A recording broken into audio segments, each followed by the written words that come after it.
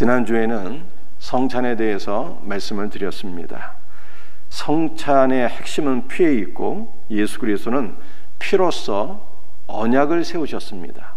이 언약이라고 하는 단어는 둘로 나누다라고 하는 뜻을 가지고 있습니다. 따라서 예수의 피는 세상과 우리를 둘로 나누고 세상 속에 빠져있던 우리를 예수 그리스도 안에 위치시키는 주님의 능력인 것입니다. 피로써 세우신 새 언약은 옛 언약과 전혀 별개의 것이 아니라 새 언약은 옛 언약의 모든 효능을 그대로 다 담고 있다는 것을 설명드렸습니다. 하나의 예를 들어서 무지개 언약은 하나님의 모든 심판을 막는 영적 방패라고 하는 의미를 가지고 있는데 예수 그리스도의 피가 그렇다는 것이죠. 예수 그리스도의 피는 그 피를 믿는 자들을 영적으로 보호해서 하나님의 모든 진노의 심판을 막는 영적 방패인 것입니다. 우리가 이러한 사례를 유월절을 통해서 확인할 수가 있습니다. 이스라엘 장자의 집안에 어린 양의 피가 뿌려지게 될 때 심판의 천사가 그 집을 심판하지 못하고 뛰어 넘어가게 된 것입니다. 피는 생명이죠. 성찬의 떡과 잔은 그리스도의 몸과 피를 상징합니다. 우리는 성찬의 떡과 잔을 먹고 마실 때 그리스도의 몸과 피가 주는 모든 영적인 효능들, 즉 예수의 생명을 마시는 것입니다. 이 생명은 잠시 있다가 죽게 될 육신의 생명이 아니라 영적인 생명이요 하늘의 생명입니다. 성도는 성찬을 통해서 또 말씀을 통해서 예수 그리스도의 생명을 누리게 됩니다. 오늘 이 시간도 선포되는 말씀을 통해서 예수 그리스도의 하늘의 생명이 우리에게 가득 부어지는 복된 은혜가 있기를 주 예수의 이름으로 축복합니다. 오늘 본문 말씀을 통해서 세 가지를 살펴보면서 함께 은혜를 나누고자 합니다. 첫 번째, 우리에게는 멜기세덱의 반차를 따르는 대제사장이 필요합니다. 오늘 본문 말씀 히브리서 7장 11절 말씀을 함께 같이 읽도록 합니다. 레위 계통의 직분으로 말미암아 온전함을 얻을 수 있었으면 어찌하여 아론의 반차를 따르지 않고 멜기세덱의 반차를 따르는 다른 한 제사장을 세울 필요가 있느냐? 아론 계통의 제사장들은 우리를 온전케 할 수 없기 때문에 우리에게는 멜기세덱의 반차를 따르는 제사장이 필요하다라고 하는 뜻입니다. 왜 우리에게 멜기세덱의 반차를 따르는 제사장이 필요한 것입니까? 두 가지 이유를 살펴볼 수가 있는데요. 첫째는 아론의 반차를 따르는 대제사장은 우리를 온전하게 할 수 없기 때문입니다. 우리가 여기서 온전하다라고 하는 단어의 의미를 살펴볼 필요성이 있어요. 세 가지 뜻을 가지고 있는데 첫째는 완전하다 라고 하는 뜻이고, 둘째는 화친하다, 평화하다, 화목하다 라고 하는 뜻이고요, 세 번째는 갚다, 보상하다, 교환하다 라고 하는 뜻입니다.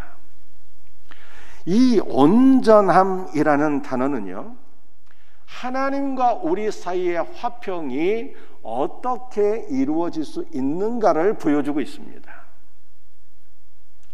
하나님과 우리 사이의 화평이 어떻게 이루어지는 것입니까? 한마디로 표현하게 되면 교환되어야 합니다. 우리의 모든 죄는 예수 그리스도께로 옮겨지고 예수 그리스도 안에 있는 모든 온전함이 우리의 것이 되어야 합니다.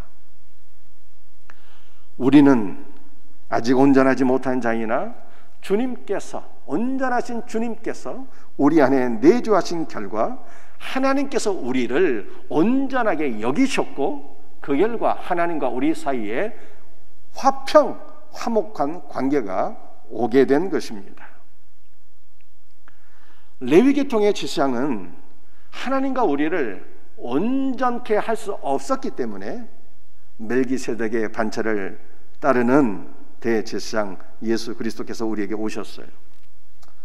예수님께서 우리에게 오신 것은 또 하나의 이유를 살펴보게 되면, 아론의 반차를 따르는 대제사장은 그리스도의 지상 사역을 예표할 뿐이기 때문입니다.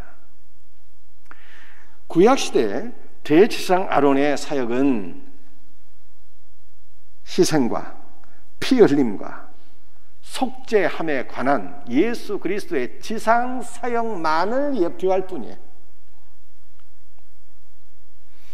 즉 아론의 사역은요, 예수 그리스도의 지상 사역, 피 흘림과 죄를 사해 주시는 이 은혜를 예표하기는 했지만 주 예수 그리스도의 천상 사역은 전혀 보여줄 수가 없었어요. 예수 그리스도의 천상 사역은 무엇을 의미하는 것입니까? 예수 그리스도는 부활하시고 승천하시고 하늘 지성소 안으로 들어가셔서 보호자 우편에 앉으시고, 그리고 그 보호자 우편에 바로 우리를 함께 앉게 하셨고 하늘의 생명으로 우리를 채워주셨어요. 이것이 바로 예수 그리스도의 천상 사역입니다. 그러나 아론의 대제사장직은 이러한 예수 그리스도의 천상 사역, 우리를 보좌 우편에 앉히시고 그곳에서 하늘의 은혜와 생명으로 우리를 복주시는 예수 그리스도의 천상 사역은 전혀 예표할 수가 없었고 아무런 약속도 할 수가 없었어요. 따라서 멜기세덱의 반차를 따르는 대제사장 예수 그리스도께서 이 땅에 오신 것입니다. 안타까운 것은요, 너무나도 많은 신자들이 단지 예수 그리스도에게서 아론이 상징하는 바 예수 그리스도의 지상 사역만을 봐요. 우리를 위해서 피를 흘려주시고 죄를 사해 주시는 이 예수 그리스도의 지상 사역만을 보고 있습니다. 그래서 대부분의 신자들은요, 그저 죄를 사함받고 지옥에 떨어지지 않기만을 소원하는 것입니다. 때문에 이러한 성도들은 그리스도께서 허락하시는 바 예수 그리스도의 천상 사역, 하늘 지성소 보좌 우편에 우리를 함께 앉게 해주시고 하늘의 은혜와 생명으로 우리를 가득 채워주시는 주님의 천상 사역을 전혀 경험하지 못하는 것입니다. 십자가는 죄의 용서를 선포하지만 예수 그리스도의 하늘 보좌는 죄를 이길 수 있는 은혜와 생명과 영적 능력을 우리에게 주는 것입니다. 십자가와 그 피 뿌림은 하나님의 심판을 막는 영적 방패이지만 보호자 우편에 앉아 계신 예수 그리스도는 하늘의 참된 안식과 영원한 생명과 승리의 삶을 우리에게 주는 것입니다. 아론만을 안다면 속죄와 재앙으로부터의 구원을 받게 되지만 왕의 생명과 안식과 평안과 화목과 왕의 통치와 승리는 경험할 수가 없어요. 하늘의 임재와 생명은 오직 멜기세덱의 반차를 따라 이 땅에 오신 예수 그리스도 안에서만 누릴 수 있는 것입니다. 자, 그렇다면 우리 예수님은 아론 계통의 제사장들이 전혀 약속할 수 없었던 하늘의 임재와 생명을 우리에게 부어주시기 위하여 오셨는데, 이것이 주님의 천상사역인데 이 하늘의 은혜와 생명을 우리는 어떻게 누릴 수가 있는 것입니까? 여기에 대한 답변이 로마서 10장 12절 말씀이에요. 함께 같이 읽도록 하겠습니다. 유대인이나 헬라인이나 차별이 없습니다. 한 분이신 주께서 모든 사람의 주가 되사 그를 부르는 모든 사람에게 부요하시도다. 주 예수의 이름 안에 부요함이 있습니다. 유대인이나 헬라인이나 누구든지 주 예수의 이름을 부름으로 부요함을 누리게 되는 것입니다. 주 예수의 이름은 기도의 마무리용으로 사용하라고 주신 것이 아닙니다.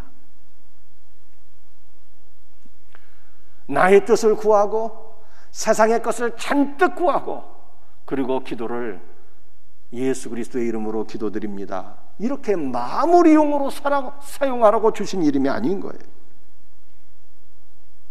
이것은 생명이 없는 종교의 기도예요. 만약 우리가 기도하지만 나의 뜻을 주장하고 세상의 것을 잔뜩 구한다면 우상숭배, 샤머니즘, 기타 타 종교 안에서의 드려지는 기도와 도대체 무슨 차별이 있는 것입니까?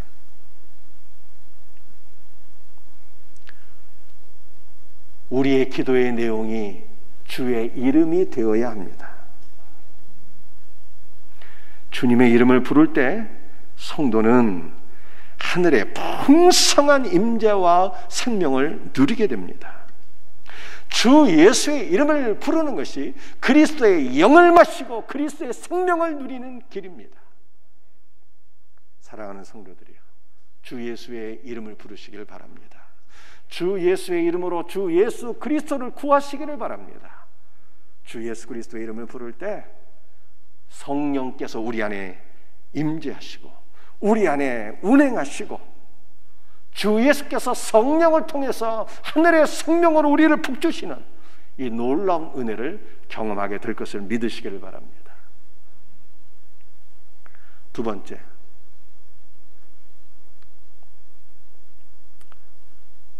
예수 그리스도의 오심으로 옛 계명과 직분은 폐지되었습니다. 히브리서 7장 12절 말씀을 함께 같이 읽겠습니다.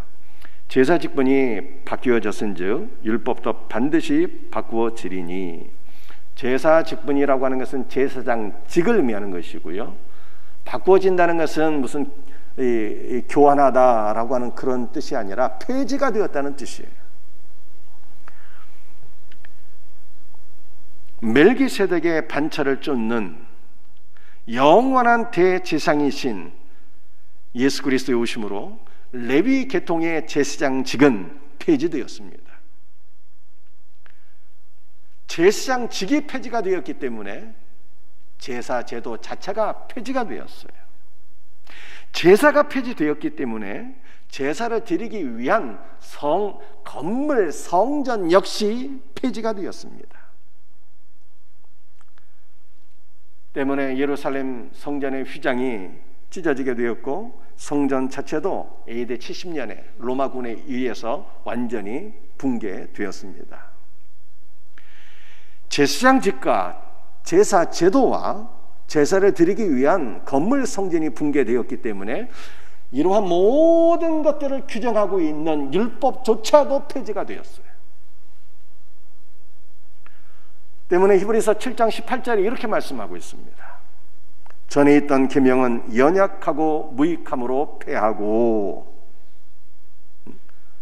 율법이 폐지가 되었는데 그 이유는 율법이 연약하고 무익하기 때문입니다. 율법은 크게 도덕법과 의식법으로 나뉘어지게 돼요. 도덕법이라고 하는 것은 예를 들면 십계명을 의미하는 것이고요, 의식법이라고 하는 것은 제사에 관한 모든 법들을 말씀하고 있는 것입니다. 제사법 자체는 연약하고 무능함으로 폐지가 되었어요. 제사법이 연약하고 무익하다는 것은 제사법 그 자체에는 어떠한 죄사함이나 구원의 능력이 없다는 것입니다. 제사제도의 모든 항목은 예수 그리스도를 가리키는 예표요 상징이요 그림자입니다. 따라서 제사제도를 통해서 받는 죄사함의 은혜는요, 모두 다 제사제도가 가리키는 바 실상이 되시는 예수 그리스도에게로부터 오는 은혜예요. 그런데 유대인들은 어리석게도 제사제도의 예표가 되시는 예수 그리스도를 알지를 못했어요.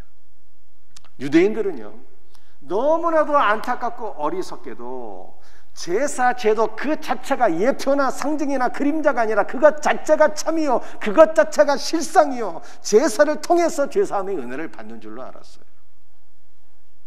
때문에 제사의 실상이 되시는 예수 그리스도를 부정했습니다. 그러나 예수님께서는 요한복음 14장 6절에서 뭐라고 말씀하셨습니까? 내가 곧 길이요 진리요 생명이라고 말씀하셨어요. 내가 진리라고 말씀하셨는데, 예수께서 진리라고 말씀하신 것은 예수께서 진리의 말씀이다라고 하는 뜻이 전혀 아니고, 예수께서 참이요, 예수께서 실상이 되신다는 뜻입니다. 제사 제도의 모든 항목들은 예수 그리스도를 예표하는 상징 그림자에 불과하고, 제사 제도가 가리키는 바 참된 실상이 있는데, 그 참된 실상이 바로 예수 그리스도라는 뜻이에요.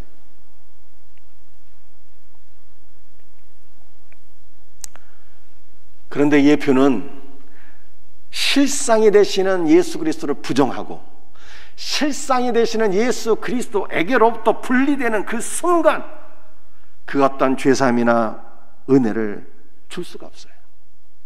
예표는 실상이 되시는 예수 그리스도를 부정하고 실상이 되시는 예수 그리스도에게도 분리되는 순간, 그 순간 연약해지고 무능해집니다. 그 어떠한 은혜도 우리에게 줄 수가 없어요.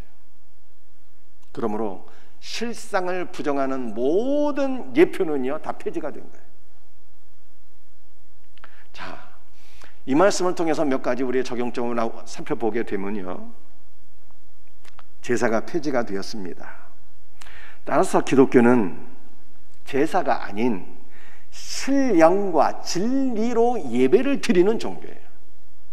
신령이라고 하는 것은 나의 영과 성령을 동시에 가리키는 것입니다. 진리라고 하는 것은 진리의 말씀을 뜻하는 것이 아니라, 진리는 참이요 실상이신 예수 그리스도를 가리키는 거예요. 즉 기독교의 예배는 성령 안에서 나의 영이 예수 그리스도로 채워지고, 예수께서 이루신 모든 복된 은혜를 누리며 주 예수의 은혜를 찬송하는 것, 이것이 기독교의 예배예요. 기독교의 예배는 어떤 것이라고요? 동물을 잡아서 죽여 그 피로 드리는 제사가 아니라, 기독교의 예배는 성령 안에서 나의 영이 주 예수 그리스도로 채워지고, 주 예수께서 이루신 복된 은혜를 누리며 이 복된 은혜를 베풀어 주신 주 예수 그리스도를 찬송하고 그분을 높이는 것, 이것이 기독교의 예배예요. 눈에 보이는 성전은 폐지가 되었습니다. 따라서 눈에 보이는 성전을 세우고자 하는 자는 예수 그리스도를 부인하는 자이며, 이들이 곧 적그리스도예요.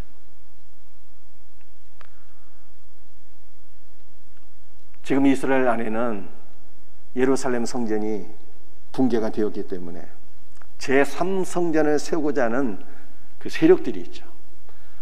그런데 이것을 영적으로 분별하지 못해서 예수를 믿는 성도들조차 예루살렘 성전을 보고해야 된다고 이렇게 주장하고 말하는 분들이 있어요. 성경을 전혀 깨닫지 못하는 영적으로 무지한 자들이에요. 참된 성전은 예수 그리스도입니다. 또한 예수 그리스도와 연합된 우리 성도가 성전입니다. 따라서 성도는요, 자신을 거룩한 성전으로 세워가야 되는 것입니다. 이미 우리는 예수 그리스도와 연합하여서 성전이 되었고요, 예수 그리스도 안에서 하늘의 생명을 우리가 날마다 누리게 될 때 저와 여러분들이 주님께서 기뻐하시는 온전한 성전으로 세워지게 될 것을 믿으시기를 바랍니다. 제사장 직분이 폐지가 되었어요. 대제사장은 오직 예수 그리스도 한 분이십니다. 또한 그를 믿는 모든 성도들이 왕같은 제사장이라고 성경은 말씀하고 있습니다. 그러나 분명한 것은 아론 계통의 제사장 직분은 폐지가 되었습니다. 그러나 천주교에서는 사자가 중보자이며 제사장이고 이들이 그리스도를 대체할 수 있다고 말합니다. 이러한 말들은 홀로 영원하시며 유일하신 대제사장 예수 그리스도를 모독하는 신성모독이에요.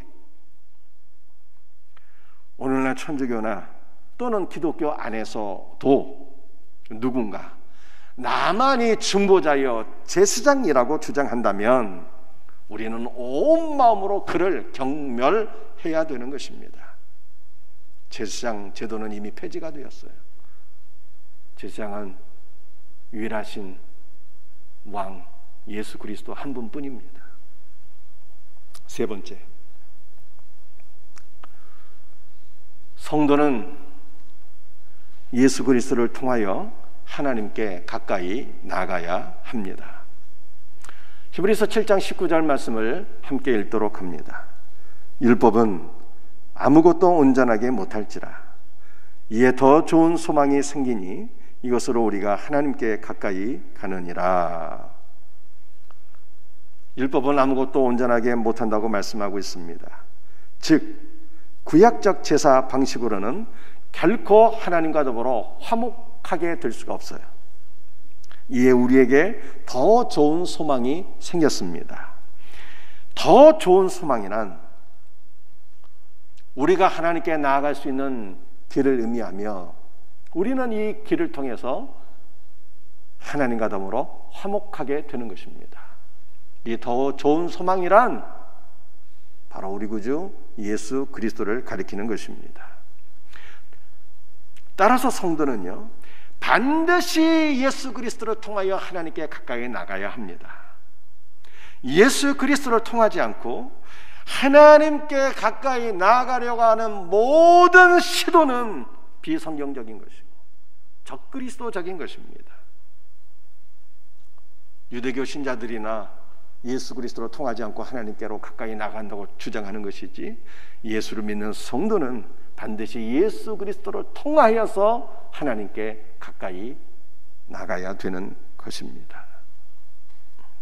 율법은 하나님의 백성들에게 성전 안에 계신 하나님의 임재 가운데 들어가는 길을 결코 만들지를 못했어요. 하나님께로 나가는 길은 예수 그리스도의 죽으심을 통해서 이루어지게 되었어요. 예수 그리스도의 십자가 죽으심을 통해서 성전 그 지성소 안으로 들어가는 휘장이 위로부터 아래까지 쫙 찢어졌기 때문에 이제는 누구든지 예수 그리스도를 통하여서 지성소 안으로, 은혜의 보좌 안으로 우리는 나가게 되는 것입니다. 예수 그리스도는요, 사다리입니다. 야곱이 꿈에서 본 사다리는 예수 그리스도의 십자가를 상징하는 것입니다. 야곱이 꿈에서 사다리를 보게 되었는데 그 사다리 맨 위에는 여호와 하나님께서 서 계셨어요. 여호와 하나님 누구신가요? 그분의 이름을 번역한 즉 퀴리오스, 주 예수 그리스도가 되는 것입니다. 사다리는 땅과 하늘을 연결하고 인간과 하나님을 연결합니다. 즉 예수 그리스도를 믿고 의지하는 자들을 하나님 나라로 인도하는 것이 바로 사다리요 예수 그리스도의 십자가인 것입니다. 여러분들, 사다리는 어떻게 생겼습니까? 두 개의 나무가 올곧게 쭉 뻗어 있고요, 하늘을 향해서, 그리고 이 두 개의 나무 사이에 계단이 형성되어 있는 것입니다.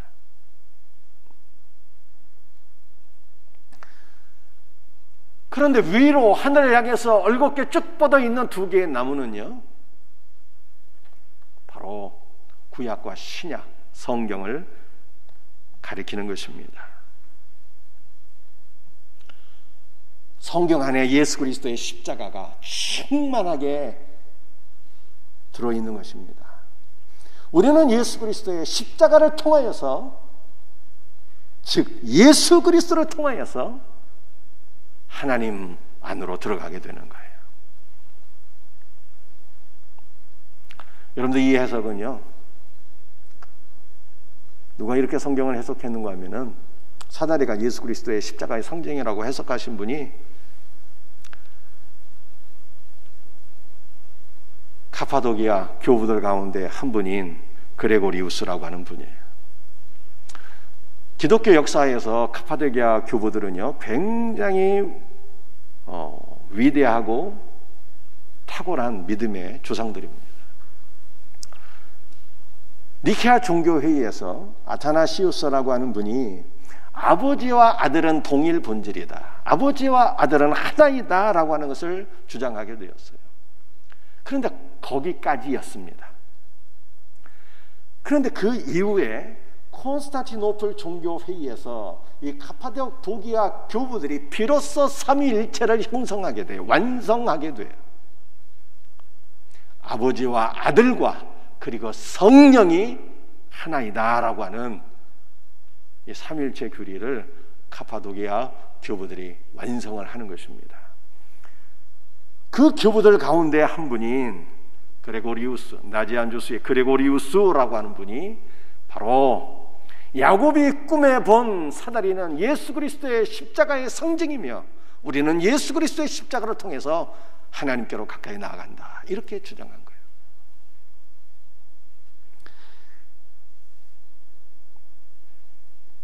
예수 그리스도는요, 양의 문이 되십니다. 이거 주님이 친히 그렇게 말씀하셨어요. 나는 양의 문이라고. 즉 예수 그리스도는 양들이 하나님 안으로 들어갈 수 있는 유일한 문이 되십니다. 노아의 방주에는요, 문이 딱 하나밖에 없었어요. 그런데 이 문을 통해서 노아의 8 식구와 또 하나님께서 구별하신 모든 동물들이 다 구원을 받게 되었습니다. 그 문이 바로 예수 그리스도를 상징하는 거예요. 주 예수로 말미암아 성도는 하나님 사랑 안으로 들어가서 그 사랑 안에 거하고, 하나님은 성도 안에 내주하십니다. 만일 우리가 양의 문이 되시는 예수 그리스도를 통하지 않으면 결단코 하나님의 나라, 거룩한 성 새 예루살렘에 동참할 수가 없어요. 사랑하는 성도들이요, 사다리가 되시고 양의 문이 되시는 예수 그리스도를 통하여 하나님께 가까이 나가고 계십니까? 예수 그리스도를 통하여 하나님께 가까이 나갈 수 있게 된 것이 바로 복음입니다. 구약시대에는 이스라엘 화중과 성전이 철저히 구별되어 있었어요. 이스라엘 백성들은 제사를 드리기 위해서 성전 마당까지만 들어갈 수 있을 뿐이었습니다. 결단코 그 누구도 성소나 지성소 안으로 들어갈 수가 없었어요.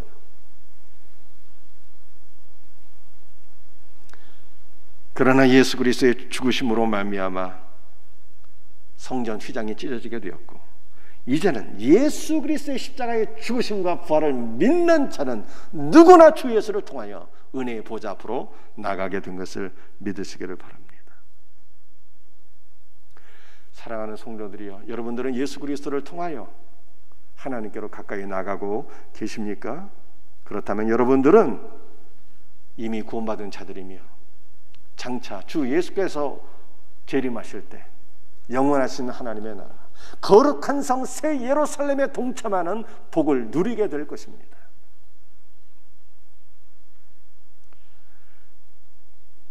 혹시 여러분 가운데 예수 그리스도를 신뢰하지 않으므로 또는 그를 가까이 하지 않으므로 하나님으로부터 멀어지고 계신 분들이 있습니까? 만일 그렇다면 대단히 안타깝지만 여러분은 마귀와 그의 사자들을 위하여 예비된 영원한 불못에 떨어지게 될 것입니다. 우리의 삶은 둘 중 한 가지예요. 주 예수를 가까이 하다가 그를 통하여 하나님께로 나가는 거예요. 그렇지 않으면 세상을 가까이 하는 것입니다. 여러분의 선택은 무엇입니까? 오직 예수 그리스도를 선택하고 오직 예수 그리스도를 가까이 하고 오직 예수 그리스도를 신뢰함으로 하나님께로 나아가는 복된 성도들이 다 되시기를 주 예수 그리스도의 이름으로 축복합니다. 히브리서 7장 25절 말씀을 함께 읽겠습니다. 그러므로 자기를 힘입어 하나님께 나아가는 자들을 온전히 구원하실 수 있으니 이는 그가 항상 살아계셔서 그들을 위하여 간구하심이라. 왜 우리는 예수 그리스도를 통해서 하나님을 가까이 해야 되는 것입니까?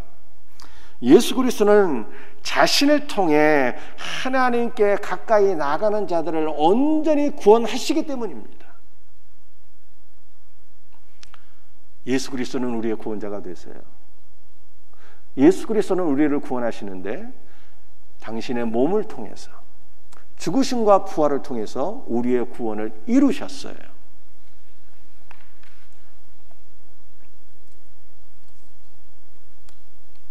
그런데 우리 주님께서는 당신의 몸으로 이루신 구원을 중보 기도를 통해서 우리 각 사람에게 적용하십니다.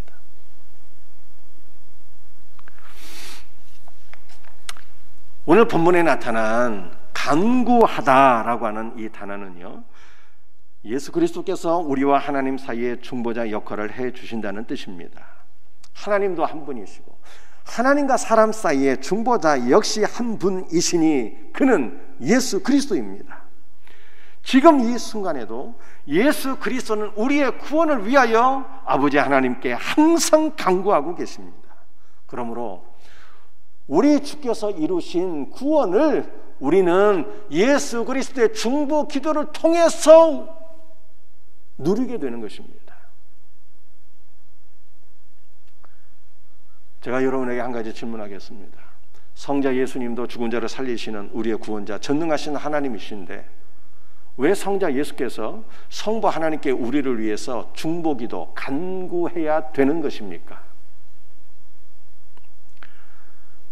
우리의 구원은요, 삼위일체 하나님의 협동사역으로 이루어지는 것입니다. 예수 그리스도는 죽으심과 부활을 통해서 우리의 구원을 이루셨습니다. 그리고 하늘 보좌에서 아버지께 우리를 위해서 간구하심으로 말미암아 이루신 구원을 우리 각 사람에게 적용시키세요. 아들의 중보기도가 아버지에 의해서 응답을 받아 그리스도의 영은, 곧 성령은 우리에게 그리스도께서 이루신 구원을 적용시키시는 거예요. 즉 그리스도의 영은 아버지와 아들에 의해서 보내심을 받아 우리에게 아들을 계시하시고 아들을 믿게 하시고 우리를 아들 안으로 인도하시며 아들 안에 있는 부유한 생명을 누리게 하세요. 이것이 바로 성경이 말씀하고 있는 구원이에요.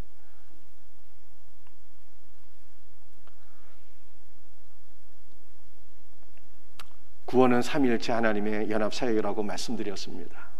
예수님께서 죽으심과 부활을 통해서 구원을 이루셨는데 그 예수께서 이루신 구원 사역을 중보 기도를 통해서 우리 각 사람에게 적용시키시는 거예요. 오늘 여기서 우리는 한 가지 적용점을 나누고자 합니다. 여러분들, 우리 주님은 전능하신 하나님이시잖아요. 그분의 기도가 우리 각 사람에게 구원을 적용시키시는 것입니다. 예수 그리스도의 기도면 충분하지 않겠습니까? 그런데 놀랍게도 성경은요, 예수 그리스도의 기도만으로 충분하지 않다고 말씀하고 있어요. 예수님께서 죽으심과 부활로 구원을 이루셨고 그분의 중보 기도로서 성령께서 우리 각 사람에게 주님의 구원을 우리 자신에게 적용시켜 주시는데, 그러나 주님의 중보 기도만으로 충분하지 않대요. 만약에 주 예수 그리스도의 중보 기도만으로 충만하다면 성경은 우리에게 결단코 기도하라고 말씀하지 않을 것입니다. 그러나 성경이 뭐라고 말씀하고 있습니까? 구하라, 찾으라, 문을 두드리라, 이렇게 말씀하고 계세요. 쉬지 말고 기도하라고 말씀하고 계십니다. 왜 그렇게 말씀하고 있을까요?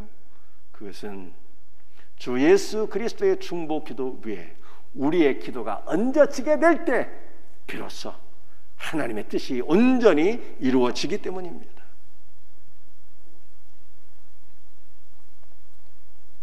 사랑하는 성도들이요, 중보기도의 삶으로 나가셔야 돼요. 나의 뜻을 구하고 세상의 것을 잔뜩 구하고 주 예수의 이름으로 마무리하는 그런 기도 말고 아버지의 뜻을 구하는, 하나님께서 택하신 모든 저들의 구원을 위해서 중보기도하는 중보기도의 삶으로 주님이 우리를 부르시는 거예요. 기도하는 삶으로 나가서 여러분의 가정이 주 예수의 은혜로 구원을 받고, 우리 모든 이웃들이, 전도 제상자들이, 우리 성도들의 중보 기도가 주님의 기도 위에 얹혀져서 그 기도로 말미암아 택함받은 모든 영혼들이 구원받는 위대한 믿음의 역사들이 이루어질 수 있기를 주 예수의 이름으로 축복합니다. 말씀을 마치겠어요. 아론 계통의 제사장들은 우리에게 결코 온전함이나 하늘의 생명을 줄 수가 없어서 멜기세덱의 반차를 따르신 대제사장 예수 그리스도께서 이 땅에 오셨습니다. 예수 그리스도는 그 누구도 줄 수 없었던 하늘의 생명을 우리에게 공급해 주시는 분이에요. 우리는 주 예수 그리스도 안에 있는 참된 안식과 평안과 하늘의 생명을 어떻게 누릴 수가 있습니까? 모든 부요함이, 모든 영적인 보물이 주 예수 그리스도 이름 안에 다 있는 거예요. 주 예수 그리스도의 이름을 부름으로 우리 주님의 거룩한 임재와 생명을 누리는 삶으로 나가야 됩니다. 우리는 예수 그리스도를 통해서 하나님께로 가까이 나가게 될 때 예수께서 허락해 주시는 구원을, 온전한 구원을 경험하게 됩니다. 여러분들, 구원은 삼위일체 하나님의 역사예요. 주님께서 이루셨고 주님의 기도로 우리 각 사람에게 구원이 적용되는데, 이것만으로는 부족해서 주님은 우리에게 기도하라고 명령하세요. 기도하십시다. 기도하는 성도가 되어서 우리의 기도를 통해서 주님이 일하시고 역사하시는 이 놀라운 은혜를 다 경험할 수 있는 복된 성도들이 되시기를 주 예수 그리스도의 이름으로 축복합니다. 기도하시겠어요? 주 예수님, 감사합니다. 오늘도 주께서 주시는 말씀을 붙잡고 사모하며 기도합니다. 주 예수 그리스도 이름 안에 하늘의 부요한 은혜와 생명이 담겨 있는 줄 믿습니다. 주 예수여, 주 예수여, 주 예수 그리스도의 은혜와 생명과 거룩한 임재로 우리 각 성도들을 채워 주시옵소서. 오늘 주님의 기도 위에 우리의 기도가 얹어져서 이 기도함으로 말미암아 온전한 구원의 역사가 이루어지게 하옵소서. 주 예수 그리스도의 이름으로 기도드립니다. 아멘.